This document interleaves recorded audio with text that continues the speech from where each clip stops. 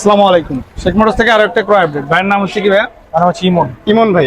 আচ্ছা, ইমন ভাইয়ের কাছ থেকে আমরা একটা বাইক ক্রয় করলাম। এটা হচ্ছে ইয়ামাহা MT-15 2021 এর মডেলের বাইকটা, যার রেজিস্ট্রেশন নম্বর হচ্ছে ঢাকা মেট্রো ল 561079।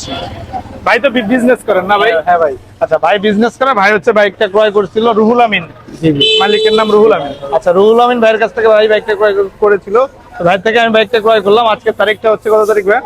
আজকে হচ্ছে আপনার 17 তারিখ, 18 তারিখ, 17 তারিখ। 17 তারিখ, 17/4/2026। তো আজকের আগে থেকে যদি এই বাইকে কোনো প্রকার মামলা মোকদ্দমা বা আইন সংক্রান্ত কোনো জটিলতার সাথে এই বাইকটা জড়িত থাকে, সেটা দায়ভার আমার ভাইয়ের থাকবে। এবং আজকের পর থেকে আইন সংক্রান্ত কোনো জটিলতার সাথে এই বাইকটা জড়িত থাকবে, সেটা দায়ভার আমাদের থাকবে।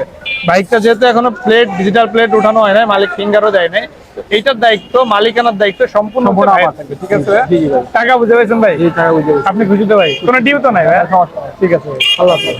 আল্লাহ হাফেজ।